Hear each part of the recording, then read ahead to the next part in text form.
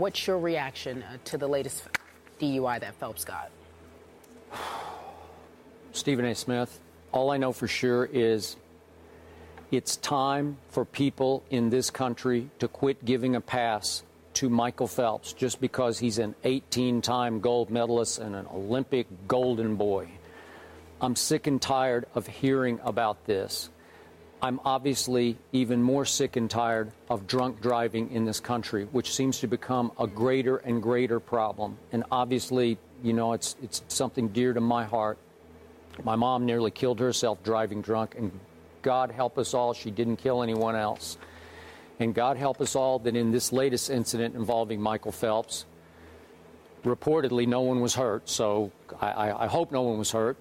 Hope he's not hurt, because he was merely speeding, going 84 in a 45 through a tunnel with blood level alcohol nearly twice the legal limit, So back in 2004, when Michael Phelps was 19 years of age, he also had a DUI. He pled out of it, 18 months of probation. He's a kid. Kids do these things, no big deal. Then we had the picture of him in 2009 sucking a bong at a college party in South Carolina. USA Swimming suspended him for 3 months, but hey, it's okay because he's just a kid, and he's actually retiring from swimming at that point, or so we thought. Now he's back competing in swimming, and he's been busted again, 84 in a 45, twice the legal limit. And I don't know what his plans are. I assume going toward 2016, he's aiming toward the Olympic team again. I don't know what their rules are. I don't care about their rules. All I know for sure is that he still does ads for Subway and Under Armour and Visa. And I personally, for one, I don't want to see him on my TV anymore because I've had enough of him. It's time for people to step back and say, this is outrageous behavior. If he has a problem, he needs to go get help for his problem. But it's time for people to quit idolizing Michael Phelps as some kind of Olympic icon. And you want to talk about fortunate? I'm not that into swimming. I'm not sure that many people in this country are that into swimming. But we are all into those who compete for the United States of America at the Olympics. So because of that, he became regal status in this country. And I, for one, am sick and tired of people looking the other way while he drives drunk.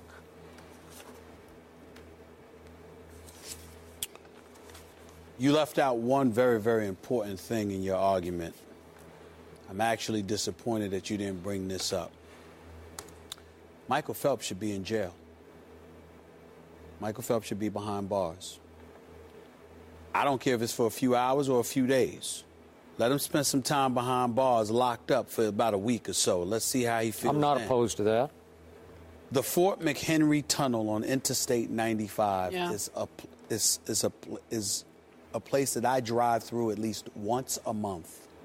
I am telling you right now, we are lucky that we're not hearing that somebody wasn't killed. Yep.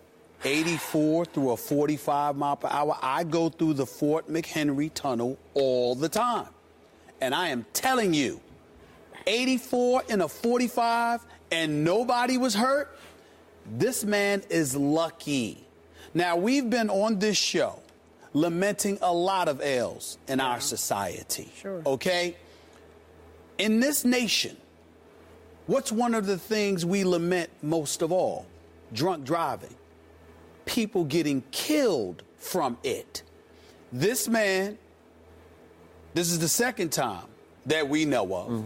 And if you remember, when he got called to the carpet for it, first charge was in 2004, and I understand that he was young there, on the eastern shore of Maryland, received 18 months probation, $250 fine, also was required to deliver a presentation on alcohol awareness to students at 3 high schools. Okay?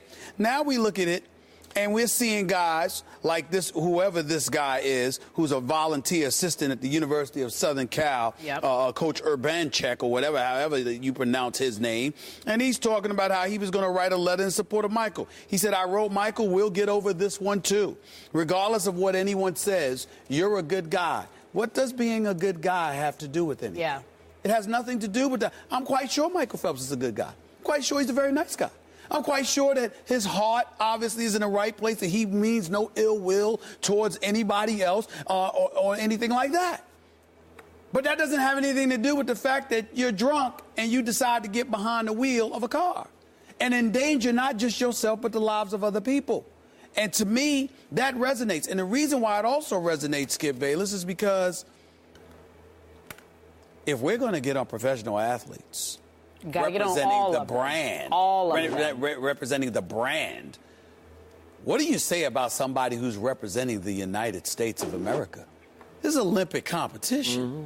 You understand? Olympic competition. You retired after the 2012 Olympics in London before ultimately coming back and winning 3 gold medals just a couple of months ago. Yep.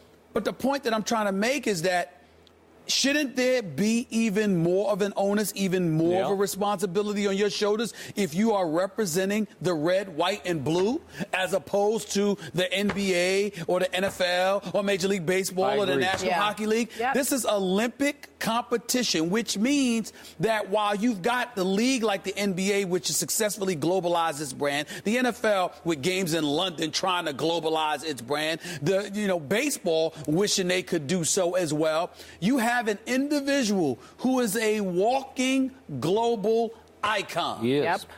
So how come the onus and the responsibility placed on his shoulders isn't far greater? Stephen A., you bring up a really good point. What is it about one Michael Phelps where we decide to give him a pass, but yet we hold other athletes accountable? And I'm not saying we, but I meant as a society. It's hard to say. Like MAD. Where's MAD right now? Mothers Against Drunk Driving. Are they upset? It's a good question. I hope we hear from them shortly. I hope we hear from them.